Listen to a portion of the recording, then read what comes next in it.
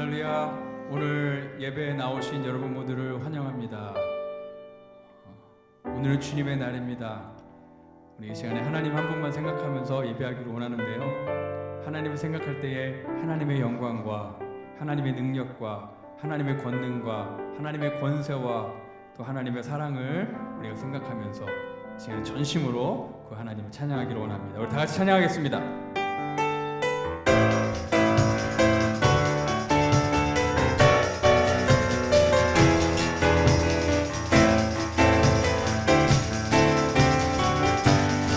주님의 영광이 나타나셨습니다.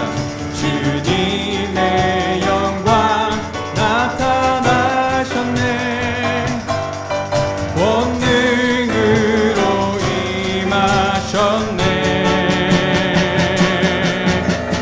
죽음에서 날 살리신 주 성령, 놀라우신 주 하나님. 주님의 영광, 주님의 영광 나타나셨네. 권능으로 임하셨네. 죽음에서 날 살리신 주 성령, 놀라우신 주 하나님. 할렐루야. 주의 나라가, 할렐루야, 주의 나라가, 할렐루야, 힘하소서. 걷게 되리 나는 선포하리, 만왕의 왕 예수, 주의 나라 임하시네. 우리 한 번 더 찬양합니다. 주님의 영광이 나타났습니다. 할렐루야. 주님의 영광 나타나셨네. 권능으로 임하셨네. 죽음에서 날 살리신 주 성령, 놀라우신 주 하나님. 할렐루야. 주의 나라가, 할렐루야, 주의 나라가, 할렐루야, 힘하소서. 걷게 되리 나는 선포하리, 만왕의 왕 예수, 주의 나라 임하시네. 다시 한번 할렐루야. 주의 나라가, 아멘. 할렐루야. 주의 나라가, 할렐루야, 힘하소서. 아멘. 걷게 되리 나는 선포하리, 만왕의 왕 예수, 주의 나라 임하시네. 나는 선포하리, 아멘. 나는 선포하리, 만왕의 왕 예수, 주의 나라 임하시네. 아멘.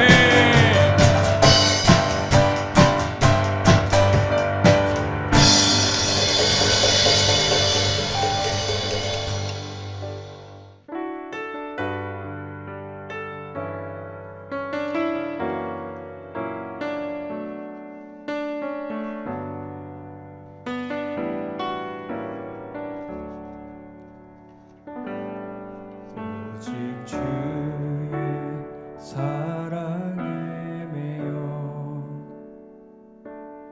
내 영 기뻐 노래합니다. 이 소망의 언덕, 기쁨의 땅에서 주께 사랑 드립니다. 오직 주의 임재 안에 갇혀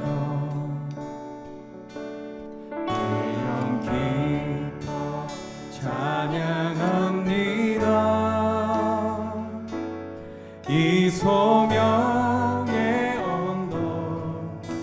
거룩한 땅에서 주께 경배드립니다.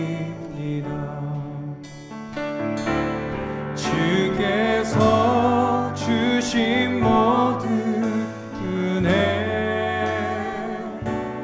나는 말할 수 없네. 내 영혼 즐거이 주 따르렵니다. 주께 내 삶 드립니다.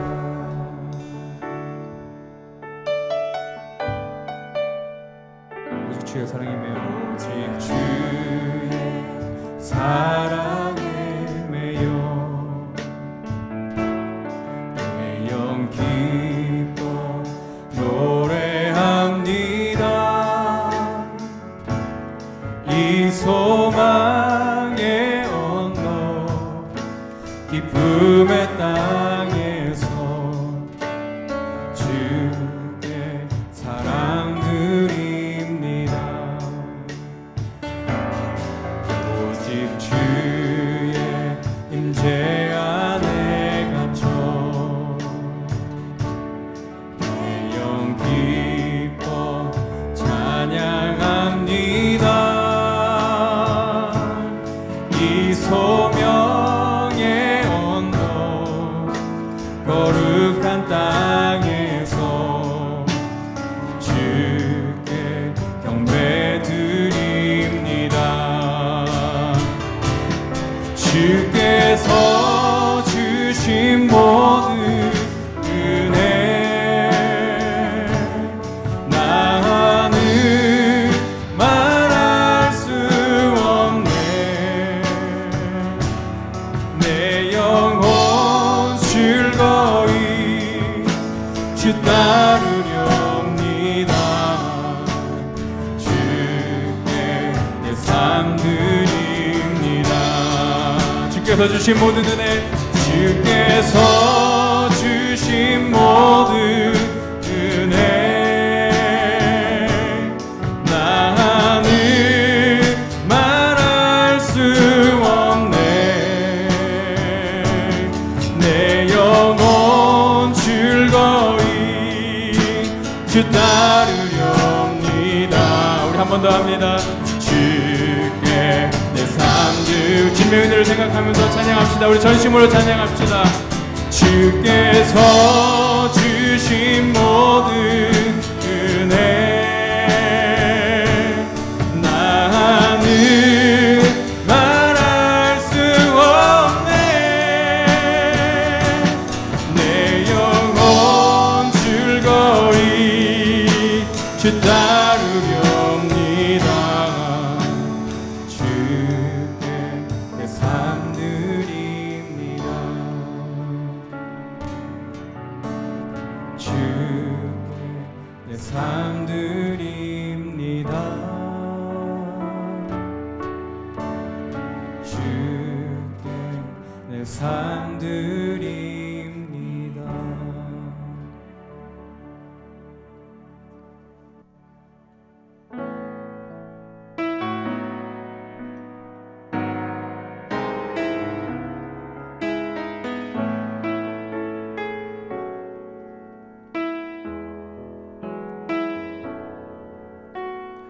생명과 같고 주의 사랑을 잊지 않게 하소서. 나를 위해 흘렸던 주의 눈물 잊지 않게 하소서. 주의 긍휼과 주의 선하심 내가 묵상하오니 내 영혼 위에 베푸신 주의 은혜 잊지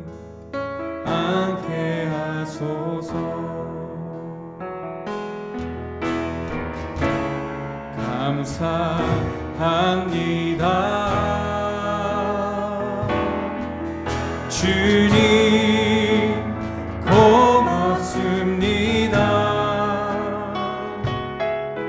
그 사랑 때문에, 그 은혜 때문에 주 앞에서 예배합니다.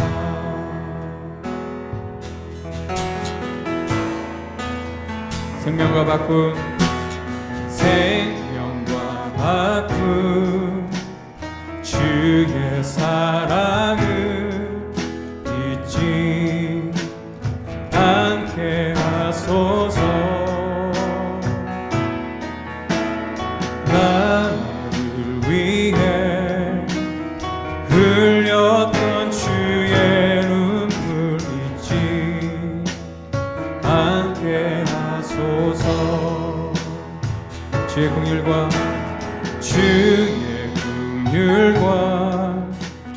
주의 선하심 내가 묵상하오니 내 영혼 위에 베푸신 주의 은혜 잊지 않게 하소서. 주님 감사합니다. 고맙습니다. 감사합니다.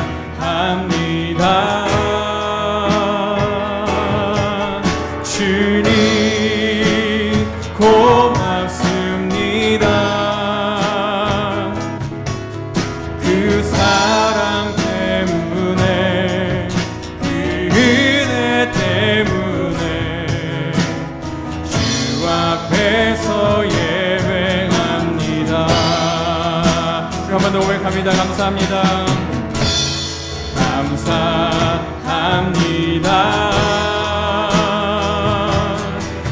주님 고맙습니다. 그 사랑 때문에, 그 은혜 때문에 주 앞에서 예배합니다. 아멘. 감사합니다. 감사합니다. 주님 고맙습니다. 주님 고맙습니다.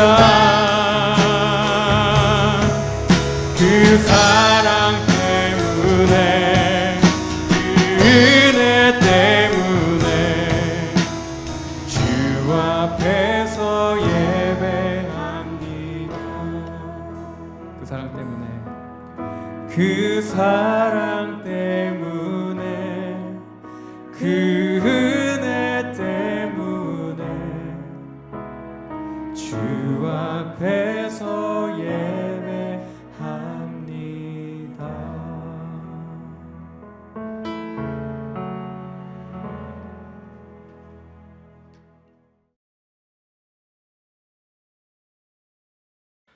다 함께 기도하겠습니다.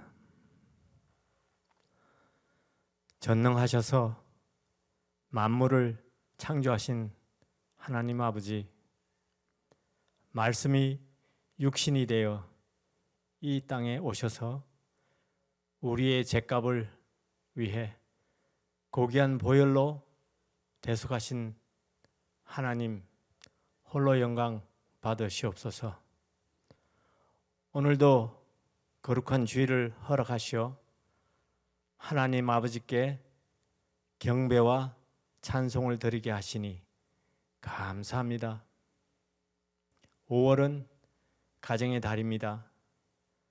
모든 가정이 사랑이 충만한 가정이 되도록 은혜 주시옵시고 믿음 안에서 감사가 넘치며 하나님의 영광을 나타내는 귀한 가정들로 세워 주시옵소서. 환난 날에 나를 찾으라 하신 하나님 아버지, 전 세계가 눈에 보이지 않는 코로나 바이러스로 인해 어려움과 혼란에 빠져 사람들의 일상이 멈추어 있고 교회들의 활동이 멈추어 있는 현실에서 예배에 대한 회복이 조속히 이루어지도록 인도하시옵소서. 비록 모여서 찬양과 예배를 합동으로 드릴 수 없지만 각자의 자리에서 하나님에 대한 사랑과 예배가 멈춰지지 않도록 도와주시옵소서. 어려울 때일수록 하나님 앞에 나아가는 우리들의 모습, 우리들의 삶이 바로 설 수 있도록 붙들어 주시옵소서. 이 험난한 환경이 사람의 능력과 지혜로는 온 세계가 제대로 설 수 없음을 깨닫습니다. 하나님께 의지하오니 각 나라의 지도자와 위정자들 그리고 이 혼란 속에서 앞서서 봉사하는 모든 의료진과 관련 부서에서 근무하는 모든 사람들에게 이 어려운 난국을 슬기롭게 해결하는 지혜를 주시옵소서. 안전하고 평안한 세상을 만들 수 있도록 성령으로 붙들어 주시옵소서. 사랑의 주님, 이배원 목사님과 하태영 목사님 두 분 목사님을 더욱 높이 사용하여 주시옵소서. 사도 바울 같은 열정과 지도력을 다하여 주시옵시고 영육 간의 강건함을 지켜 주시옵소서. 귀하신 목사님의 말씀이 선포될 때 듣는 이의 마음의 문이 열려지고 성령의 능력이 우리를 덮게 하시옵소서. 김영선 집사님 첫 손자로 새 생명을 주심에 감사드립니다. 태어난 생생아의 머리와 평생의 하나님의 영광이 항상 함께하여 주시기를 축원드립니다. 예배의 모든 것을 주님께 의탁드리오며 우리 주 예수 그리스도의 이름으로 기도드렸습니다. 아멘.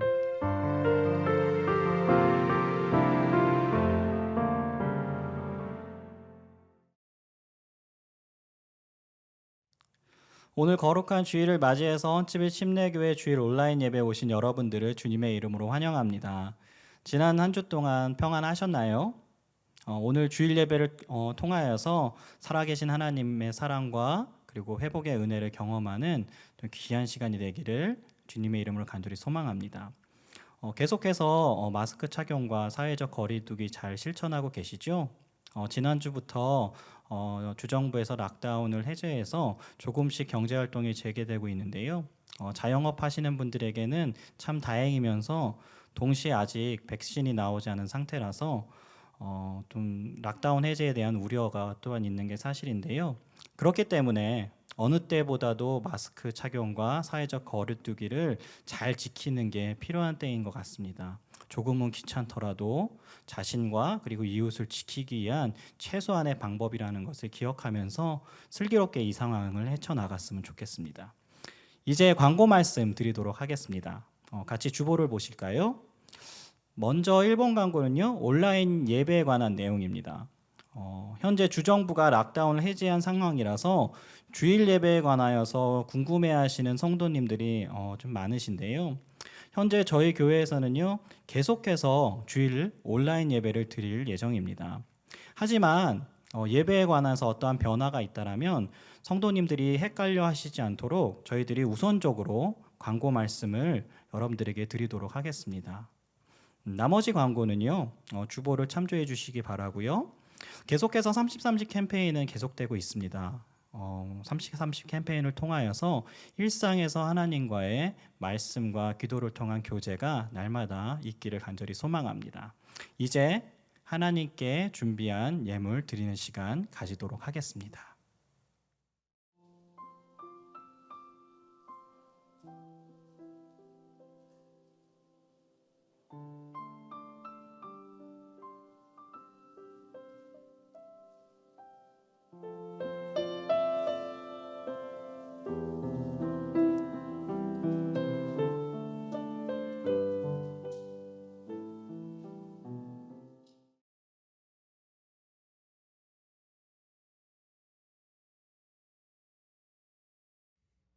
네, 오늘은 복음 중심의 삶 11번째로요. 넉넉히 이기는 삶의 두 번째 내용을 다루도록 하겠습니다. 본문 말씀은 로마서 8장 30절에서 39절 말씀인데요. 우리 다 같이 읽도록 하겠습니다. 우리 30절부터 한번 읽어볼까요? 시작.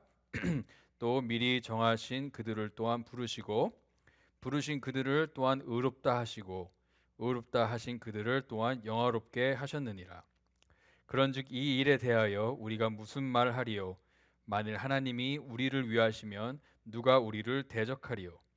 자기 아들을 아끼지 아니하시고 우리 모든 사람을 위하여 내주신 이가 어찌 그 아들과 함께 모든 것을 우리에게 주시지 아니하겠느냐? 누가 능히 하나님께서 택하신 자들을 고발하리요? 의롭다 하신 이는 하나님이시니 누가 정죄하리요? 죽으실 뿐 아니라 다시 살아나신 이는 그리스도 예수시니 그는 하나님 우편에 계신 자요 우리를 위하여 간구하시는 자신이라. 누가 우리를 그리스도의 사랑에서 끊으리요? 환난이나 공고나 박해나 기근이나 적신이나 위험이나 칼이랴. 기록된 바 우리가 종일 주를 위하여 죽임을 당하게 되며 도살당할 양같이 여김을 받았나이다 함과 같으니라. 그러나 이 모든 일에 우리를 사랑하시는 이로 말미암아 우리가 넉넉히 이기느니라. 내가 확신하노니 사망이나 생명이나 천사들이나 권세자들이나 현재일이나 장래일이나 능력이나 높음이나 깊음이나 다른 어떤 피조물이라도 우리를 우리 주 그리스도 예수 안에 있는 하나님의 사랑에서 끊을 수 없느니라. 아멘. 오늘 본문 말씀을 우리가 보기 전에요. 우리가 지난주에 26절부터 29절까지 우리가 지난주에 봤던 내용을 우리가 잠깐 한번 복습을 같이 해보겠습니다. 여러분이 얼마나 기억하시는지 한번 보면 좋겠네요. 26절에서 27절 말씀을 봤었는데요. 내용이 뭐냐면 이와 같이 성령도 우리의 연약함을 도우시나니 우리는 마땅히 기도할 바를 알지 못하나 오직 성령이 말할 수 없는 탄식으로 우리를 위하여 친히 간구하시느니라. 마음을 살피시는 이가 성령의 생각을 아시나니 이는 성령이 하나님의 뜻대로 성도를 위하여 간구하심이니라. 우리가 인생이 너무 힘들고 어려워서 기도할 때 말이 떨어지지 않을 때, 기도할 수 없을 만큼 우리가 힘들 때에 오늘 그 본문 말씀이 뭐라고 얘기하고 있냐면 성령께서 우리를 도우시고 우리와 함께 기도하시고 또 우리를 위해 기도하시고 우리와 함께 탄식한다라고 말씀하였습니다. 성령께서 우리가 지금 어떠한 마음인지 다 이해하시고 우리가 정말 하나님께 간구하는 것이 무엇인지를 우리가 말로 하지 못하더라도 성령께서 다 아시고 그것을 가지고 우리의 기도를 하나님께 드린다라는 겁니다. 또 성령께서 우리가 기도할 때에 하나님의 계획과 하나님의 뜻에 맞게 기도하도록 도우신다라고 우리가 지난주에 말씀을 나눴습니다. 성령께서 우리의 기도, 그것이 탄식이든 한숨이든 눈물이든 말로 하는 기도든 어떤 기도든지 간에 성령께서 그 기도를 하나님의 마음에 더 가깝게, 하나님의 생각에 더 가깝게 전달하신다는 거죠. 그래서 이 성령님이야말로 하나님께서 우리를 사랑하신다는 것에 대한 분명한 증거라고 우리가 지난주에 나눴습니다. 28절과 29절도 그때 우리 지난주에 봤는데요. 내용이 뭐냐면 우리가 알거니와 하나님을 사랑하는 자, 곧 그의 뜻대로 부르심을 입은 자들에게는 모든 것이 합력하여 선을 이루느니라. 하나님이 미리 아신 자들을 또한 그의 아들의 형상을 본받게 하기 위하여 미리 정하셨으니 이는 그로 많은 형제 중에서 맏아들이 되게 하려 하심이니라. 지난주에 28절 말씀이 그냥 우리 인생의 일들이 우리가 예수님을 믿는 것 때문에 우리 인생의 일들이 다 잘 될 거야 라는 그런 내용이 아니라고 말씀드렸습니다. 하나님께서 예수님을 믿는 자들에게 더 좋은 일이 많이 생기도록 이렇게 하신다라는 그런 내용이 아니라는 것도 말씀드렸죠. 예수님을 믿는 자들의 삶에 좋은 일보다 안 좋은 일보다 좋은 일이 생길 확률이 더 높다라는 그런 내용도 아니라고 말씀드렸고요. 예수님을 믿는 것 때문에 쉽고 편안한 삶을 살 것을 약속한 내용이 아니라고 말씀드렸습니다. 이 28절의 가장 중심된 내용은 바로 하나님께서 우리를 위하여 일하고 계시다는 것, 하나님께서 우리 삶의 선을 이루기 위하여 일하신다는 것이 바로 28절의 핵심적인 내용이고요. 28절에서 또 하나님께서 일하실 때는요, 모든 것을 통해 일하신다라는 거, 그것이 좋은 일이든 안 좋은 일이든 하나님께서 그 모든 일들을 통해 일하신다는 겁니다. 우리가 하나님이 일하시는 것을 보지 못하고 느끼지 못한다 할지라도 하나님께서 우리의 모든 상황 가운데, 좋은 상황이든 안 좋은 상황이든 가운데 하나님께서 우리의 삶의 선을 이루기 위하여서 일하고 계시다라는 것을 말씀드렸습니다. 또 하나님께서 우리의 선을 위하여 일하시는 이 약속은 하나님을 사랑하는 자, 또 그 뜻대로 부르심을 입은 자들에게 해당되는 약속이라고 말씀을 드렸죠. 그래서 하나님께서 정말 여러분의 삶을 위하여 일하시는 것을 원하신다면 먼저 하나님을 사랑하셔야 됩니다. 그리고 이 약속은요, 하나님과의 그런 정말 아름다운 관계를 위하여 부르심을 입은 자들, 또 하나님의 목적대로 살기 위하여 부르심을 입은 자들에게 해당된 약속이라고 말씀드렸습니다. 그렇다면 하나님께서 우리 인생을 향하여 하나님께 정하신 목적이 무엇일까요? 29절 말씀에 보면 그 목적은 바로 그 아들의 형상을 본받게 하는 것이라고 말씀드렸습니다. 우리가 단지 하나님의 가족으로 입양된 것이 아니라 이제는 정말 가족이 서로 닮은 것처럼 이제 우리도 하나님을 닮아가는 거예요. 하나님의 그런 DNA를 우리가 갖고 있는 겁니다. 그래서 우리가 하나님의 자녀가 되면요, 우리의 혈액형도 바뀌어요. 제가 지금 A형이지만 하나님의 자녀가 되면 제 혈액형이 뭐로 바뀌냐면 J형으로 바뀌는 거예요. J형, 지저스에 나오는 그 J형이죠. 예수님의 그런 걸로, 예수님의 보혈의 그 혈액형으로 바뀌는 거예요. 우리가 이 J형을 다 나누면서 우리는 그리스도의 피를 나눈 한 형제 자매가 되는 것입니다. 자, 복습은 여기까지만 하고요. 자, 오늘 문제 본문 말씀 30절에서 39절 말씀을 볼 텐데, 오늘도 결국에는 하나님의 사랑에 대한 내용입니다. 여러분들 그것을 잘 기억하시고요. 자, 만약에 이 세상 모든 사람이 어떠한 이 제품이 있는데 이 제품을 다 싫어해요. 안 좋아해요. 이 제품에 대해서 되게 안 좋게 얘기를 해요. 근데 정말 그 분야의 최고의 그 분야의 최고의 전문가가 그 제품에 대해서 막 좋게 얘기하고 그 제품을 보증한다면 아마 곧바로 사람들이 그 제품을 대하는 그 사람들의 마음이, 태도가 금방 바뀔 거예요. 예를 들어서 스티브 잡스가 만약에 살아있어서 어떤 전자제품에 대해서 만약에 스티브 잡스가 보증을 섰다고 해서 이 제품 좋은 거예요 얘기하면은 아마 그 다음 날로 그 제품이 불티나게 팔릴 겁니다. 만약에 혹시 여러분 아실지 모르겠지만 이 워런 버핏이라는 사람이 어떤 한 회사에 대해서 보증을 쓰고 막 정말 인증을 해준다면, 좋게 얘기해준다면 아마 그 다음날 곧바로 이 회사의 주식은 막 하늘 높은 데 모르고 올라갈 거예요. 여러분들 비틀즈라는 밴드 아시죠? 만약에 그 비틀즈라는 밴드가 우리에게 정말 큰 영감을 줬던 그런 밴드가 하나 있는데 바로 이 밴드가 이겁니다라고 다른 밴드에 대해서 좋게 얘기한다면 아마 그 밴드의 뮤직은요 인터넷에 그냥 쫙 그 다음날로 퍼질 거예요. 만약에 또 그렇죠? 이 이배원 목사라는 사람이 한 사람의 취직을 위해서 추천해 준다 그러면 그죠? 이 이배원 목사가 추천했기 때문에 모든 회사가 막 다 그 사람을 이렇게 사용하려고 막 나설 거예요. 그죠? 그렇지 않습니까? 믿거나 말거나. 네. 자, 오늘의 본문 말씀은 무슨 내용이 나오냐면 하나님께서 우리를 보증하시고 하나님께서 우리를 인증하시고 하나님께서 우리의 삶을 증명하신다라고 이렇게 그런 내용이 나와 있어요. 자, 하나님은요 어느 누구도 그 하나님의 의견에 대해서 또 하나님의 그 말씀에 대해서 도전하거나 반대할 수가 없습니다. 그래서 하나님께서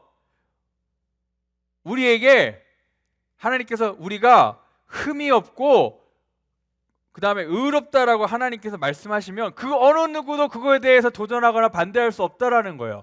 하나님께서 우리를 그렇다, 의롭다라고, 흠이 없다라고 인정을 해주고 보증을 해주고 인증을 해주면 그 어느 누구도 그 하나님에 대해서 반대하거나 도전할 수 없다라는 겁니다. 이것이 바로 우리가 그리스도 안에서 누릴 수 있는 가장 큰 유익 중에 하나예요.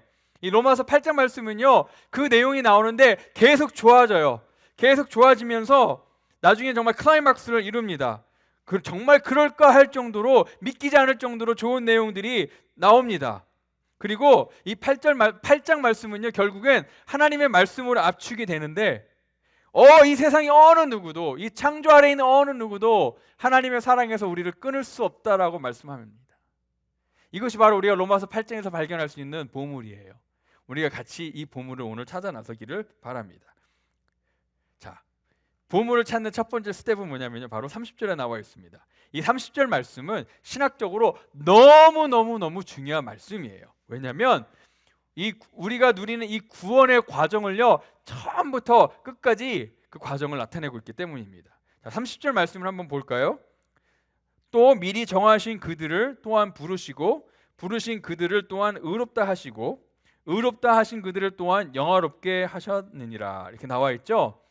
29절부터 이어져서 본다면요, 이 사도 바울은요, 그 5가지 동사를 여기서 얘기하고 있습니다. 5가지 동사, 하나님께서 우리의 구원을 위하여 예수 그리스도를 통해 행하신 그 일들을, 그 구원의 과정을 묘사하는 5가지 동사가 있는데, 첫째는 뭐냐면 미리 아시고, 둘째는 미리 정하시고, 셋째는 부르시고, 그 다음에 넷째는 의롭다 하시고, 다섯째는 영화롭게 하셨다라는 거예요. 첫째는 미리 아심, 둘째는 미리 정하심, 셋째는 부르심, 넷째는 의롭다 하심, 다섯째는 영화롭게 하심. 이 동사를 하나씩 살펴볼 텐데요, 우리 첫째로 미리 아심, 미리 아셨다라는 거에 대해서 한번 살펴볼게요. 이 미리 아셨다는 얘기는 하나님께서 미래를 미리 아셨다, 아니면 이 세상에 사는 모든 이 세상을 거쳐갔던 모든 사람들을 미리 아셨다라는 그 내용이 아니에요. 8장에서 나오는 나오는 그 30절에서 나오는 내용은 그런 내용이 아닙니다. 성경에서 보면은요, 하나님께서 누군가를 아셨다라고 얘기할 때는 그 사람을 개인적으로 아시고 사랑하셨다라는 의미를 가지고 있어요. 예를 들어서 예수님께서 마태복음 7장에 보면은 사람들이 주여 주여 하는 자마다 다 하늘나라에 못 간다고 얘기하면서 하나님께서 그들에게 뭐라고 얘기했냐면, 내가 너희를 도무지 알지 못하노라, 이렇게 말씀하시잖아요. 근데 여기서 도무지 알지 못한다는 얘기는 내가 그 사람들에 대해서 모른다라는 게 아니라 그 사람들과 나는 아무런 상관이 없다, 관계가 없다라고 말씀하고 있는 겁니다. 개인적으로 아무런 관계가 없다라고 얘기하는 거예요.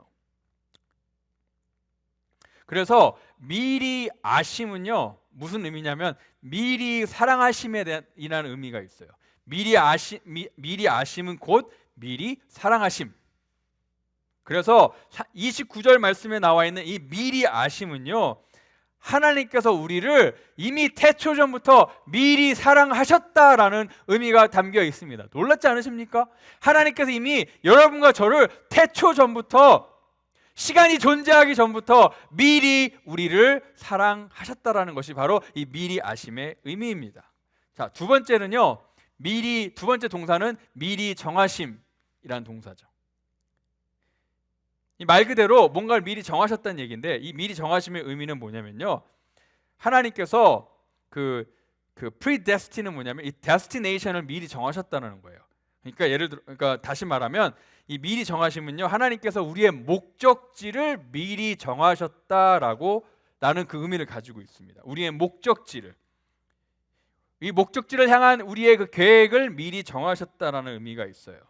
30절에 나와 있는 이 미리 정하심은요, 그래서 무슨 뜻이 있냐면 하나님께서 우리를 사랑하시는 그 사랑으로 인하여서 우리 인생의 목적지를 미리 정하셨는데, 그 인생의 목적지가 뭐냐면요, 하나님과 함께 영원히 영화를 누리는 것, 우리가 그리스도의 형상을 닮아가는 것이 바로 하나님께서 우리를 사랑하셔서 정하신 우리 인생의 최종 목적지라는 겁니다. 여러분께서 여행을 하실 때에 이 목적지를 모르고 여행을 하시면요, 그 여행을 즐기기가 너무 힘들어요. 시간이 지나면 지날수록 불안해지고 걱정되고 이제 스트레스를 받게 돼 있어요, 목적지가 없다면. 하지만 우리는 우리의 마지막 인생의 목적지를 압니다. 우리가 어디에 갈지, 우리가 무엇이 될지 다 알아요. 그 목적지를 압니다. 인생의 끝에 우리가 어디 있을지, 인생의 끝에 우리가 어떻게 될지 우리는 압니다. 이것이 바로 그리스도인 누리는 축복이죠. 자, 이 세 번째는 부르심이에요. 여기서의 부르심은 구원으로의 부르심을 얘기하고 있습니다. 무슨 부르심이라고요? 구원으로의 부르심.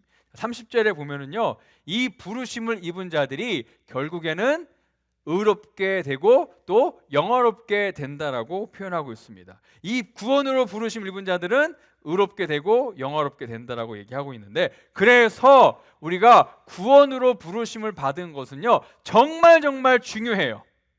구원으로 부르심을 받는 게 정말 그 어떤 것보다도 중요합니다. 근데 우리가 구원으로 부르심을 받았는지, 이 부르심을 받았는지 어떻게 알 수 있을까요? 그것에 대한 가장 좋은 답이 어디에 나와 있냐면 데살로니가 전서 1장 4절에서 5절에 나와 있습니다. 보면은요, 하나님의 사랑하심을 받은 형제들아, 너희를 택하심을 아노라. 이는 우리 복음이 너희에게 말로만 이른 것이 아니라 또한 능력과 성령과 큰 확신으로 된 것임이라. 여기까지 읽겠습니다. 자, 이게 무슨 뜻일까요? 이 부르심과 어떤 상관이 있을까요? 자, 우리가 정말 이 구원으로의 부르심을 받았는지 안 받았는지를 어떻게 아냐면요, 우리가 복음을 들었을 때, 우리가 복음을 어떻게 받아들이냐에 달려 있습니다. 만약에 우리가 복음이 우리에게 이르렀을 때에 그 복음이 그냥 단지 말로만, 사람의 말로만 다가오고, 그렇죠? 우리에게 어떠한 능력이나 확신이 없이, 그래서 우리가 그 복음을 받아들이지 않는, 믿음으로 받아들이지 않는다면요, 그것이 바로 우리가 부르심을 받지 않았다는 증거가 되는 거예요. 반대로 복음이 우리에게 이르렀을 때 그 복음이 능력과 성령으로 큰 확신 가운데 있어서 하나님께서 우리가 복음을 들었을 때에 우리를 하여금 깨우치게 하시고 또 깨닫게 하셔서 우리로 하여금 그 복음을 믿음으로 받아들이게 한다면 그것 자체가 우리가 부르심을 받았다는 증거가 되는 거예요. 그래서 우리가 정말 구원으로의 부르심을 받았는지 안 받았는지를 아는 확실한 방법은 우리가 복음에 어떻게 반응했냐를 살펴보는 겁니다. 우리가 만약에 이 복음을 확신으로 받아들인다면 우리가 부르심을 받았고 택함을 받았기 때문에 그렇게 할 수 있는 거예요. 이 구원을 받지 못한 자들, 부르심을 받지 못한 자들에게는 이 구원이 미련한 것으로 들린대요. 하지만 구원을 받은 자, 이 부르심을 받은 자들에게는 이 구원이, 이 복음이 뭐라고요? 십자가의 능력이라고 나옵니다. 십자가의 능력, 하나님의 능력. 복음은 하나님의 능력으로 나타납니다. 부르심을 받은 자들에게, 택함을 받은 자들에게는. 이거 제가 하는 말이 아니라 고린도전서 1장 18절에 보면은 뭐라고 나와 있냐면요, 십자가의 도가 멸망하는 자들에게는 미련한 것이요 구원을 받는 우리에게는 뭐라고요? 하나님의 능력이라. 여러분들 하나님의 능력으로 그 복음을 받으셨습니까? 그러면 여러분은 구원으로 부르심을 입은 자들입니다. 여러분이 구원으로 부르심을 입은 자들이면 의롭게 되고 또 영화롭게 될 것입니다. 믿으십니까? 정말 믿으십니까? 이것을 믿으셔야 돼요. 여러분들 복음을 어떻게 받아들이셨습니까? 여러분들 복음에 어떻게 반응하셨습니까? 그 복음이 여러분에게 확신으로 다가왔습니까? 그 복음이 여러분의 마음을 변화시켰습니까? 예수님께서 여러분의 마음의 문을 두드리셨을 때 여러분 예수님에게 뭐라고 말씀하셨습니까? 뭐라고 대답하셨습니까? 만약에 지금까지 이 복음에 대한 확신이 아직 없다면, 내가 복음을 어떻게 받아들였는지에 대한 확신이 아직 여러분들에게 없다면, 제가 여러분에게 꼭 말씀드리고 싶은 거는요, 그것보다 여러분의 삶에 더 중요한 게 없어요. 그것보다 여러분의 삶에 더 급한 게 없습니다. 여러분이 지금 당장 하셔야 될 것은요, 바로 여러분이 복음을 어떻게 받아들였는지를 확실하게 하는 거예요. 만약에 지금까지 못하셨다면 오늘이라도 꼭 그렇게 하시기를 정말 간절히 부탁드립니다. 그 다음 동사는 뭐냐면 의롭게 하심이에요. 의롭게 하심. 이 의롭게 하심에 대해서는요, 몇 주 전에 우리가 로마서를 다루면서 충분히 얘기를 나눴습니다. 의롭게 하심은 무슨 뜻이냐면 우리가 하나님께서 우리를 죄가 없다, 또 의롭다라고 여겨주시는 것, 선언해 주시는 것, 선포해 주시는 것을 말씀하고 있습니다. 누구 때문에?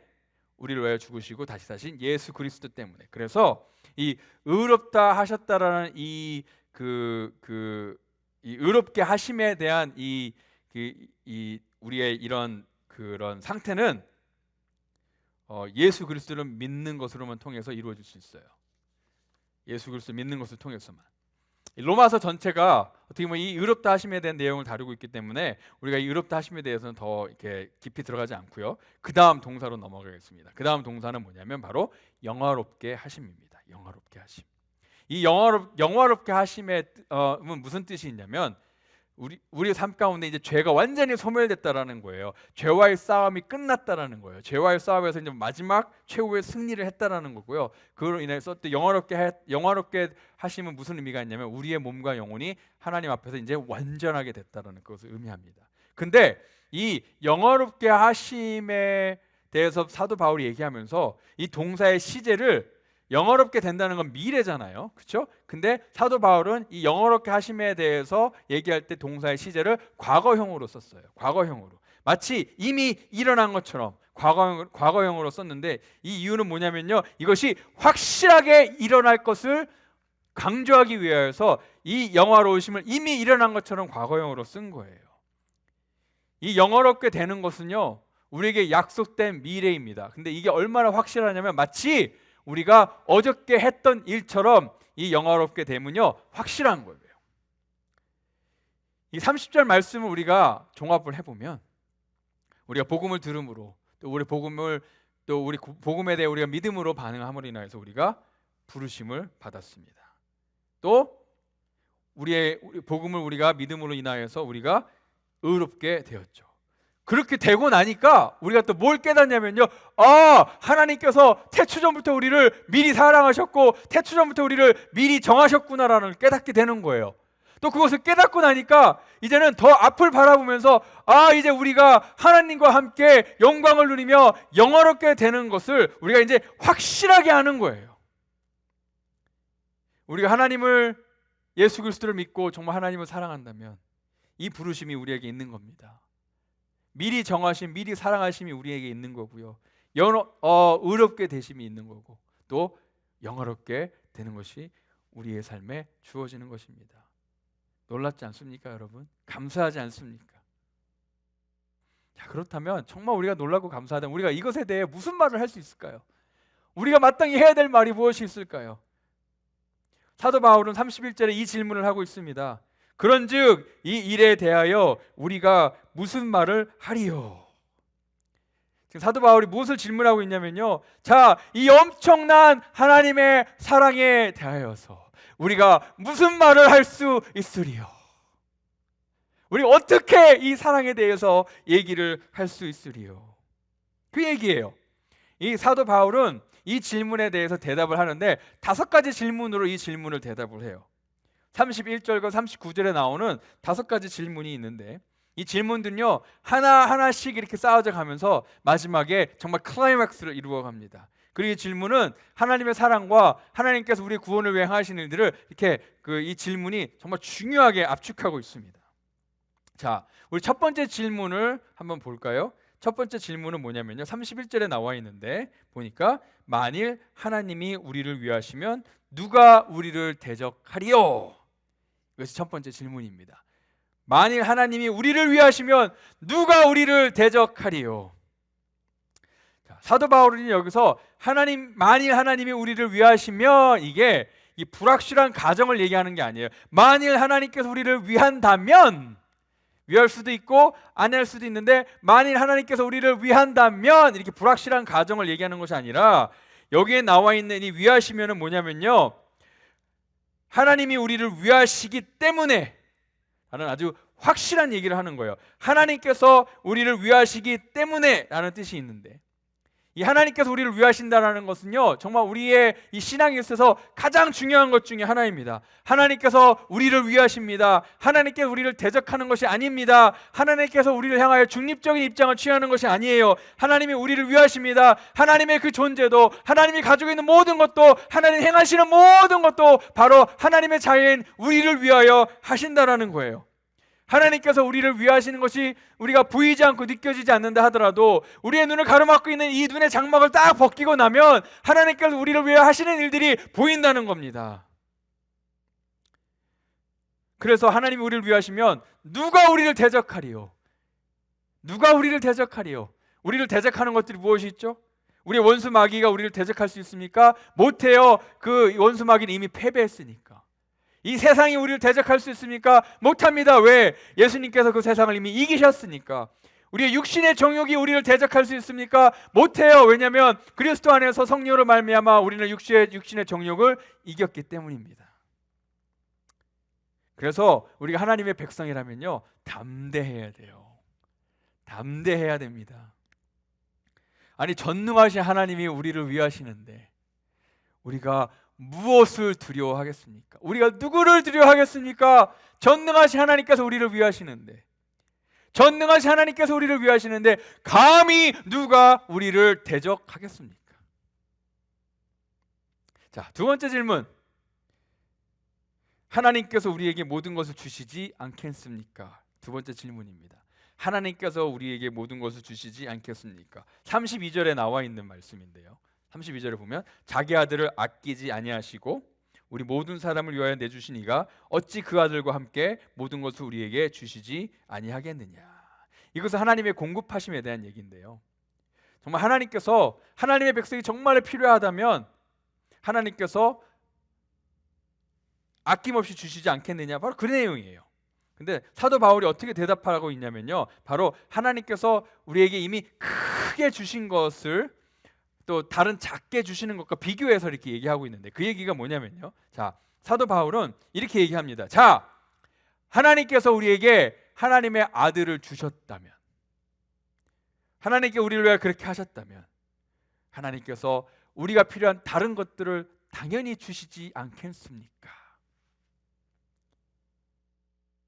하나님께서 우리에게 아들을 주셨다는 얘기는요, 하나님이 가지고 있는 가장 베스트를 우리에게 주신 거예요. 그렇죠? 하나님이 가장 아끼시는 것을 우리에게 주신 겁니다. 그렇다면 정말 하나님의 백성들이 필요로 한 것을 주시지, 정말로 필요한 것을 주시지 않겠느냐, 그렇게 반어법적으로 물어보는 겁니다. 자, 근데 여기서 우리가 알아야 될 것은 우리가 생각하는 우리가 필요한 것과 하나님이 생각하시는 정말 우리가 필요한 것이 다를 수 있다라는 거예요. 다를 수 있다라는 겁니다. 우리는 A나 B가 필요하다고 생각하고 또 당장 지금 필요하다고 생각할 수 있는데, 하나님은요, 우리에게 C를 주시려고 작정하실 수 있어요.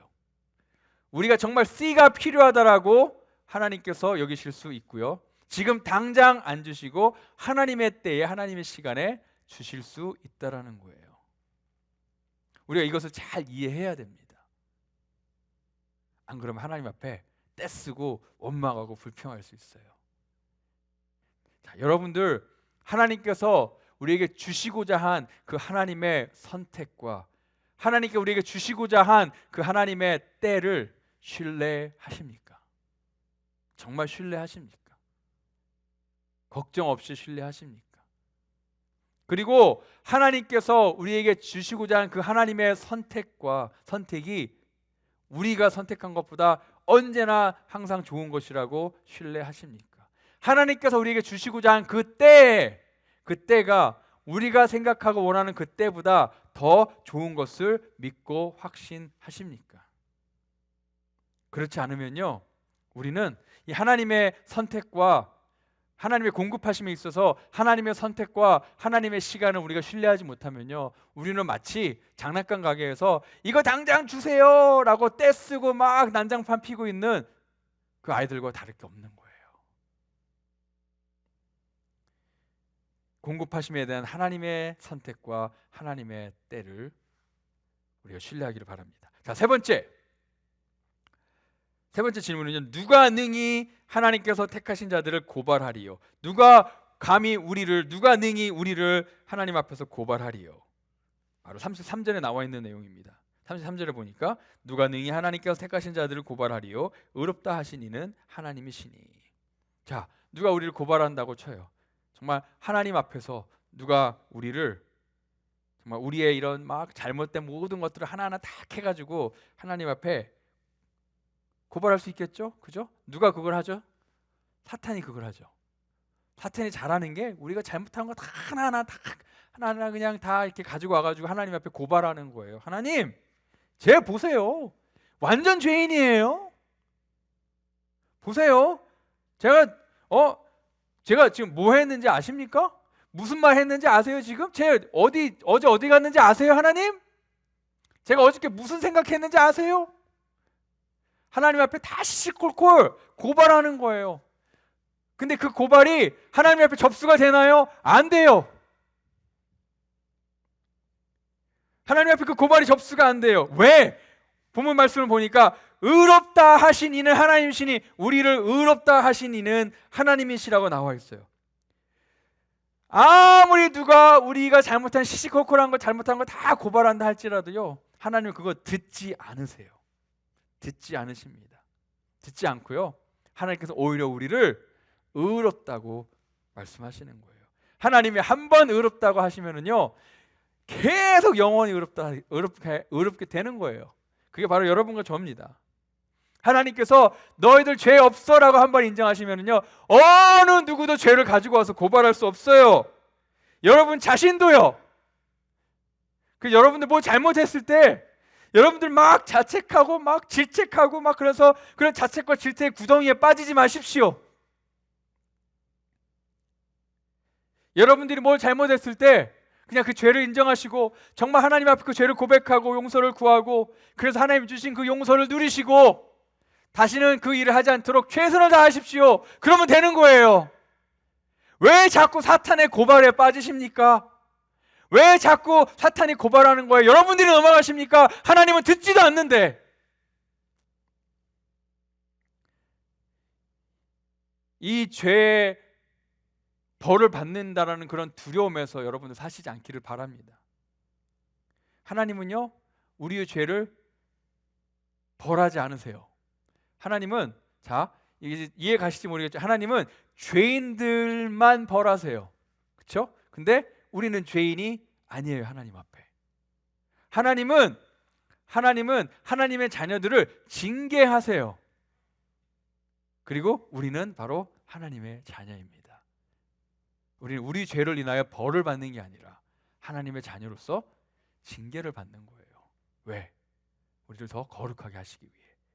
여러분들 꼭 기억하시기 바랍니다. 자, 네 번째, 누가 우리를 정죄하리요? 네 번째 질문입니다. 34절에 나와 있습니다. 누가 정죄하리요? 죽으실 뿐 아니라 다시 살아나신 이는 그리스도 예수이시니 그는 하나님 우편에 계신 자요 우리를 위하여 간구하시는 자신이라. 자, 대답은 뭐죠? 아무도 우리를 정죄할 수 없다. 왜? 예수 그리스도 때문에 죽으시고 다시 살아나시고 승천하시고 하나님 우편에 앉아 계신, 또 우리를 위하여 간구하시는 예수 그리스도 때문에 어느 누구도 우리를 정죄할 수 없다. 예수 그리스도께 죽으셨을 때 우리의 모든 죄값을 완벽하게 다 치르셨습니다. 예수께서 부활하셨을 때, 다시 살아나셨을 때 죄와 사망의 권세를 다 무찌르셨어요. 예수께서 다시 승천하셨을 때 이제는 하나님 보좌 우편에 앉아 계셔서 하나님 모든 권세를 다 가지고 계신 분이십니다. 예수 그리스도께서 지금은 이제는 하늘에서 우리를 위하여 지금도 중보하고 간구하고 계시는 거예요. 우리가 죄를 지을 때마다 예수님께서 뭐라고 말씀하시냐면, 하나님 그들의 죄를 보지 마시고 내 피를 기억하십시오 라고 말씀하시는 거예요. 그리고 예수님의 피는요 충분합니다. 우리의 죄를 다 덮도록 충분한 거예요. 자, 우리 먼 우주의 심판자이자 하나님께서 우리 편이시고요, 이제는 우리를 위하여 변화하고 계시는 예수 그리스도가 우리에게 있습니다. 그러니 누가 감히 우리를 정죄할 수 있겠습니까? 아무도 없습니다. 아무도 우리를 정죄할 수 없어요. 자, 다섯 번째 질문. 누가 우리를 그리스도의 사랑에서 끊으리요? 누가 우리를 하나님의 사랑에서 끊으리요? 35절에 나와 있죠? 누가 우리를 그리스도의 사랑에서 끊으리요? 대답은 뭐죠? No one. 아무도 그렇게 못한다는 거예요. 왜 그런지 아십니까? 하나님은 한 번 사랑하면 영원히 사랑하시고 한 번 구원하면 영원히 구원하세요. 근데 우리는 가끔씩 걱정해요. 우리의 믿음이 우리가 구원받을 만큼 충분한가? 우리 믿음에 대한 확실히 없어지는 거예요. 내 믿음이 정말 구원받을 만큼 충분한가? 그러면서 걱정돼요. 그래가지고 우리는 뭐라는 얘기냐면, 저는 나의 구원을 위해 우리 예수님을 붙들고 있습니다. 내가 예수님을 붙들고 있습니다. 내가 예수님을 구원을 위해 붙들고 있는데 혹시라도 내가 이 예수님을 놓치면 어떡하죠? 그럴 수 있어요. 만약에 우리의 구원이 우리가 예수님을 붙드는 거에 달려 있다면 놓칠 수 있어요. 만약에 그게 사실이라면 우리에게 큰 문제가 있는 거예요. 예를 들어 볼까요? 어린아이가 아빠의 손가락을 붙들고 이렇게 걸어가고 있어요. 어린아이가 아빠의 손을 붙들고 있어요. 이렇게. 자, 이 손을 놓치기 전까지는 아이는 안전해요. 그렇죠? 근데 이 아이가 넘어지면요, 아빠의 손가락을 놓칠 수 있어요. 그렇죠? 딱 놓칠 수 있어요. 근데 이제 아빠가 손을 탁 내미는 거예요.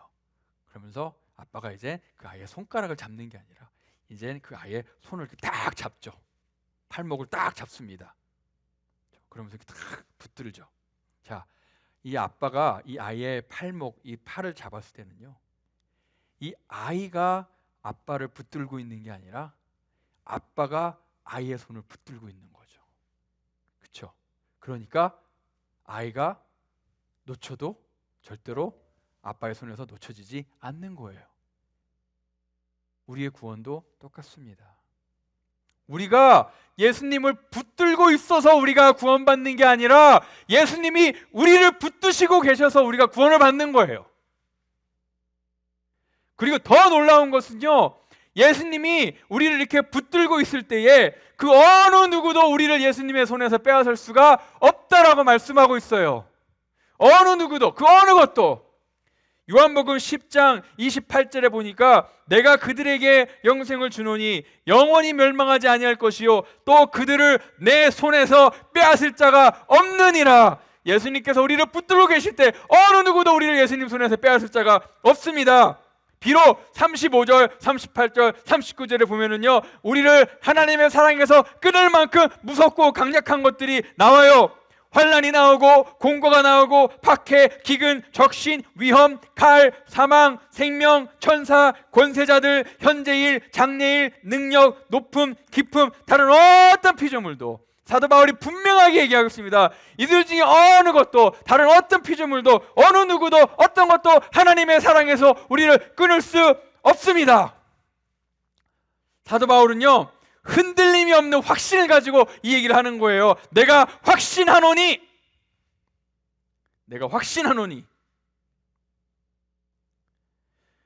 사도 바울이 확신한 것처럼 여러분도 확신한다면 이 하나님의 사랑에 대해, 하나님이 사랑하시고 하나님이 우리를 위하시고 하나님이 우리를 붙드시고 하나님이 절대로 우리를 놓치시지 않고 어느 누구도 하나님의 손에서 우리를 빼앗을 수가 없다면, 우리가 이것을 확신한다면 오늘 37절에 나와 있는 것처럼 우리는 모든 것을 넉넉히 이기는 자들이 되는 거예요. 영어로 conqueror가 되는 거예요. 정복하는 자들이 되는 거예요. 모든 걸 넉넉히 이기는 자들이 되는 겁니다. 이게 넉넉히 이기는 자가 되는 것이 무슨 뜻이냐면요, 인생에 우리에게 어떤 일이 벌어지든 우리가 그 일들을 다 넉넉하게 그 일들을 받아들이고 이길 수 있다라는 거예요. 여러분들 정말 안 좋은 한 주를 보내셨습니까? 여러분은 넉넉히 이기는 자입니다. 여러분들 지금 안 좋은 한 주를 보내고 계십니까? 여러분은 넉넉히 이기는 자입니다. 여러분들 눈앞에 앞으로의 환난과 어려움이 보입니까? 여러분은 그리스도 안에서 넉넉히 이기는 자입니다. 우리 인생에 어떤 일이 있더라도 우리는 그리스도 안에서, 우리가 그리스도를 믿기 때문에 우리는 넉넉히 이기는 자입니다. 여러분들 명심하십시오. 이 세상의 여러 가지 어려움과 문제들이 우리에게서 뺏어갈 수 있는 것들은요, 우리에게 뺏어갈 수 있는 것들은 사실 우리 인생에 정말 중요한 것들이 아니에요. 이런 인생의 문제들이요, 돈을 뺏어갈 수 있습니다. 명예를 뺏어갈 수 있습니다. 부귀영화를 뺏어갈 수 있습니다. 건강을 뺏어갈 수 있습니다. 하지만 정말 우리에게 중요한 것은 손도 대지 못해요. 그게 뭐냐면 바로 우리가 그리스도 안에 누리는 이 영원한 생명, 새 생명. 우리가 누리는 이 우리의 죄가 용서함을 받았다라는 거. 그렇죠? 우리의 과거, 현재의 죄가 다 용서함을 받았어요. 미래의 죄까지 용서함을 다 받았습니다. 우리가 그리스도로 인하여서 의롭다 하심을 얻었어요. 우리가 하나님과 함께 영화롭게 될 거예요. 이 땅을 살아가면서 하나님이 주시는 평강을 우리가 누리고 있습니다. 이런 정말 중요한 것들은요, 그 어느 것도 우리에게서 뺏어갈 수 없어요. 아무것도 그것을 뺏어갈 수 없습니다. 이것 때문에 우리가 이 세상에서 넉넉히 이기는 자로 살아가는 겁니다. 그리고 이것은 오직 그리스도를 통해서만 가능합니다. 요한복음 16장 33절에 보니까 세상에서 너희는 환난을 당하라, 담대하라, 내가 세상을 이기었노라. 우리가 예수 그리스도께 속할 때에 우리도 예수님과 함께 세상을 이기는 사람들이 되는 겁니다. 넉넉히 이기는 자가 되는 겁니다. 예수님께서 다 말씀하시죠. 그래서 담대하라. 내가 세상을 이긴 것처럼 너희도 세상을 이기리라. 너희는 넉넉히 이기는 자. 어느 누구도 하나님의 사랑에서 우리를 빼앗을 수 없기 때문에, 우리를 끊을 수 없기 때문에, 여러분들 우리 삶에 어떤 일이 벌어지더라도 예수 그리스도를 통해서 하나님의 사랑 때문에 넉넉히 이기는 자로 살아가시기를 주님의 이름으로 축원합니다. 기도하겠습니다. 하나님, 로마서 8장을 통하여서 하나님의 사랑을, 그 하나님의 영원하신 사랑을 우리가 다시 한번 깨닫게 되었습니다. 하나님께서 우리를 사랑하시고, 하나님께서 우리를 위하시고, 하나님께서 우리를 붙드시고, 하나님께서 우리의 구원을 약속하셨고, 또 하나님 우리를 절대로 놓지 않으시고, 또 우리를 하나님의 사랑에서 끊을 자가, 하나님의 손에서 빼앗을 자가 아무도 없음을 우리가 확신함으로 우리가 이 땅에서 살아갈 때에 어떠한 상황과 환경에서도 예수님이 세상을 이기신 것처럼 우리들 세상을 넉넉히 이기는, 그 모든 것을 넉넉히 이기는 자로 우리가 살아갈 수 있도록 도와 주시옵소서. 인생의 어려움 가운데 낙심하고 두려워하는 자들이 있습니까? 오늘 말씀을 통하여서 힘을 얻게 하시고 담대함을 얻게 하시고 넉넉히 이기는 삶을 누리게 해 주시옵소서. 슬픔 가운데 잠겨있는 영혼들이 있습니까? 하나님, 그 영혼들을 위로하시되 하나님의 사랑을 확신함으로 넉넉하게 그 슬픔 또한 이기게 해 주시옵소서. 하나님 때문에 두려움 없이, 하나님 때문에 걱정 없이 이 세상을 살아가게 해 주시옵소서. 오직 하나님의 사랑 때문에. 감사하며 예수 그리스도 이름으로 기도하였습니다. 아멘. 우리를 향하신 하나님의 사랑은 끝이 없습니다. 영원하십니다. 우리 아버지의 사랑, 그 은혜를 노래하길 원하는데, 우리가 말씀을 통해 고백한 대로 죽음도 생명도 천사도 하늘의 어떤 권세도 우리를 하나님의 사랑으로부터 끊을 수 없음을 고백하며 지금 하나님의 사랑을 찬양하겠습니다.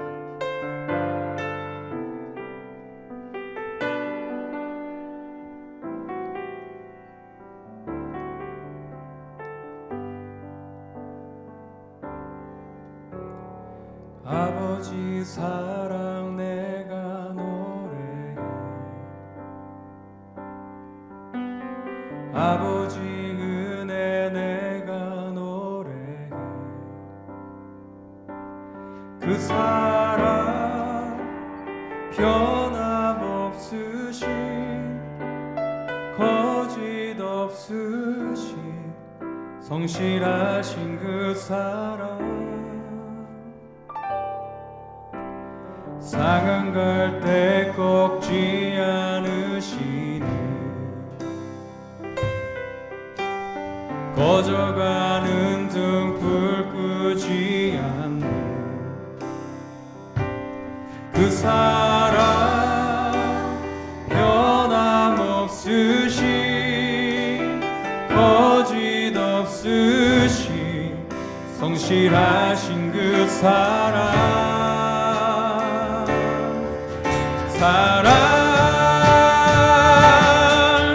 그 사랑, 날 위해 죽으신, 날 위해 다시 사신 예수 그리스도, 다시 오실 그 사랑, 죽음도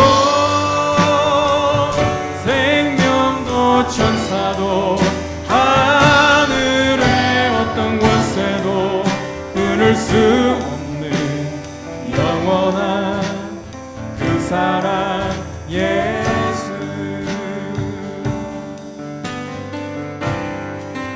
아버지의 사랑을 노래합니다. 아버지 사랑 내가 노래해 아버지 은혜 내가 노래해 그 사랑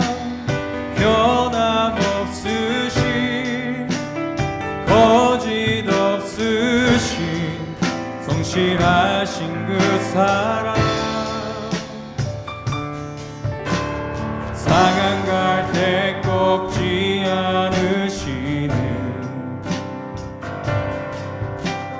꺼져가는 등불 끄지 않는 그 사랑 변함없으신 거짓 없으신 성실하신 그 사랑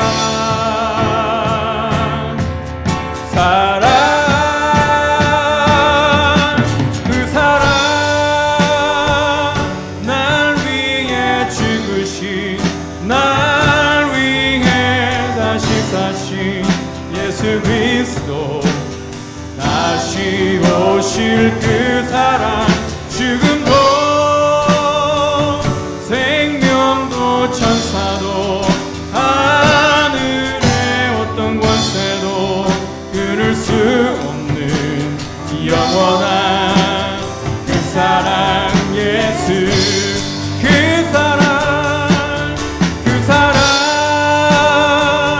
날 위해 죽으신 날 위해 다시 사신 예수 그리스도 다시 오실 그 사랑 죽음도 생명도 천사도 하늘의 어떤 권세도 끊을 수 없는 영원한 그 사랑 예수 영원한 그 사랑 예수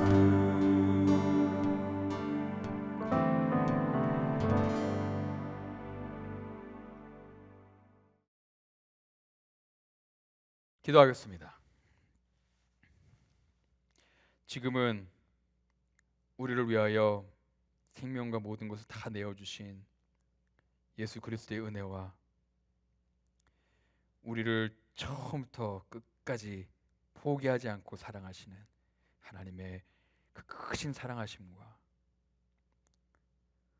오늘도 우리 안에 살아계셔서 하나님의 사랑을 깨닫게 하시고 우리 안에 우리가 가질 수 없는 담대함을 주시는 성령님의 감화감동 역사하심이 하나님으로 인해 그 하나님의 사랑으로 인해 이제는 이 세상 가운데 넉넉히 이기는 자로 살아가기로 결단하고 돌아가는 주의 사랑하는 백성들 위해 지금부터 영원토록 함께 하시기를 간절히 축원하옵나이다. 아멘.